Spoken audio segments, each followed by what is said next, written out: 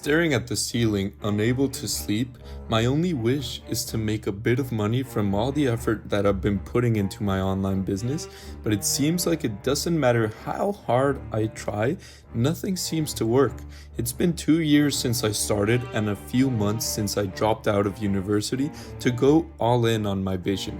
I've watched every course, invested hundreds of hours into trying to get clients, I've cold called, ran ads, sent emails, anything you can think of, but nothing seems to work. If only I had money, any other problem would be much smaller in comparison. I've struggled with falling asleep for a few weeks now. The idea of failing and having to go back to university is haunting. I can't fail. I kept repeating to myself until I managed to fall asleep. I knew university wasn't for me before I even enrolled. I had to join since I couldn't work on a project without any proof that I could go all in. Once I joined, I worked tirelessly during the afternoons and nights to make something happen, with the idea that once I achieved my goal, I'd finally be happy. When I couldn't take university any longer and decided to drop out, I had 1 year to figure it out or go back. By month 6, I still didn't have anything going for me. By month 7, I had a clear roadmap and some validation, and by month 9, I was making more than what my classmates will make as soon as they graduate. I was relieved after months of dealing with a lot of stress, not being able to sleep properly, and doubting if I would succeed. I finally saw the light at the end of the tunnel. During this time, I went back to my parents' house to focus completely on scaling the online business. The initial burst of success fell apart as soon as I started making changes to what I offered, and soon my revenue had dropped significantly, which meant I needed to focus even more on bringing things back up. With the decrease in money coming in, I was forced to stay at my parents' house even longer. If only I had enough to move out with my own money to a major city without being stressed about it, I would be happy. I spent 6 months working from home with little to no contact with other friends since they had moved to other cities. The pain of being alone trying to fix the business I had seen a glimpse of success with was very demoralizing. 6 months of seeing one or two friends a month struggling to make anything work. I struggled from time to time to get out of bed because the challenges seemed insurmountable. Slowly but surely, I made progress. Things started to click one by one, and after a few months, I managed to hit my record revenue month. And right after doing so, I booked a ticket to Barcelona and flew a couple weeks later. When I got there, I kept up the habit of working the majority of the day without seeing many people, and the few people that I did see were my classmates from university, which I no longer enjoyed spending time with. I try to meet other people in networking groups, events, everywhere I thought I could meet people who were on the same path as me. Looking back, I was looking for people in their early 20s with success as entrepreneurs, a very narrow filter.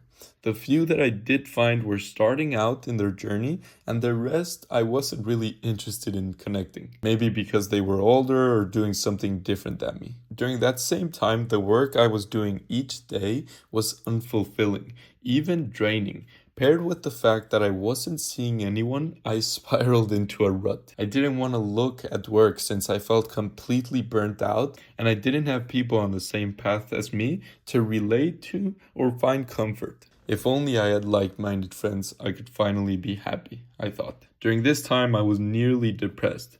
I hated what I was doing on a daily basis, and I was basically alone the whole day. My business once again took a massive hit since I stepped back from it almost completely to take a break.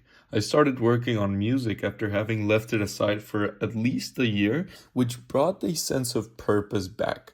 A few months later, I went back to my parents' home for Christmas and decided I needed to do something about my situation. I couldn't keep going like this. Even though I chose the business, I started it and scaled it. It felt like I was its slave, working with people I didn't like, doing things I couldn't care less about. I need to find like minded friends and work on something I find meaningful to be happy. I moved to Mexico City for a month and a half, careful not to burn myself out, as I could constantly feel how tired I was of the work I was doing. Nothing significant changed in the city. I still had a very narrow filter for the types of people I was looking for, so I can't say I found too many like minded people my age. Coincidentally, around this time, I started to hear more and more about Bali, a place where young entrepreneurs would go and work from there to grow their businesses and to network with other like minded people. Less than a month later, I had booked my ticket to go there. While in Bali, I met dozens of people in their early 20s working on their own startups. I was so happy I finally found a place where I could meet people I could deeply relate to.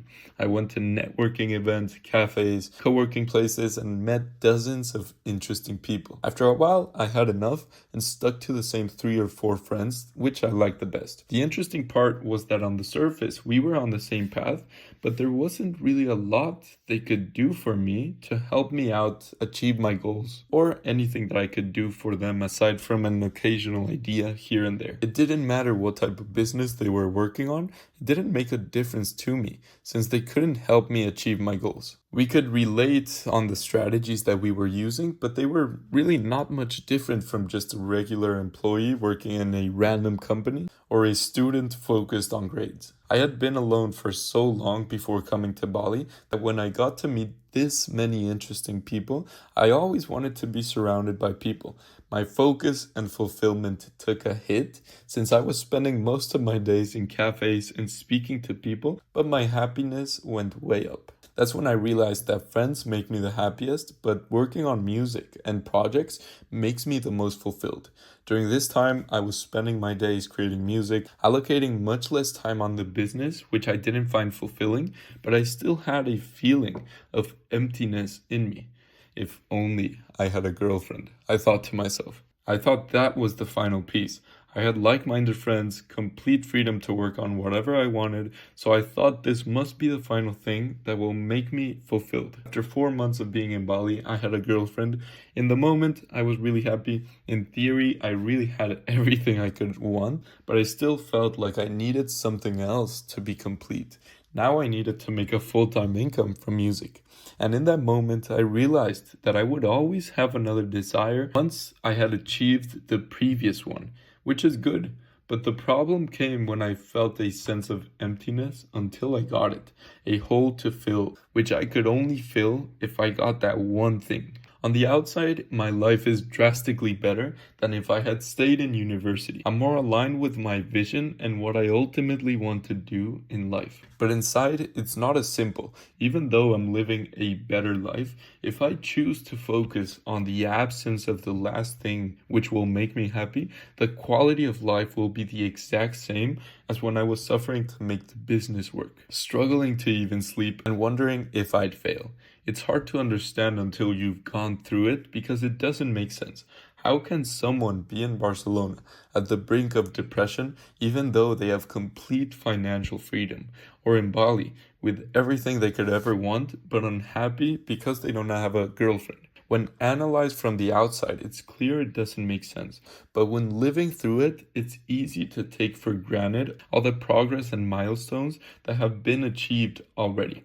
So dream big, but never forget how much you already have.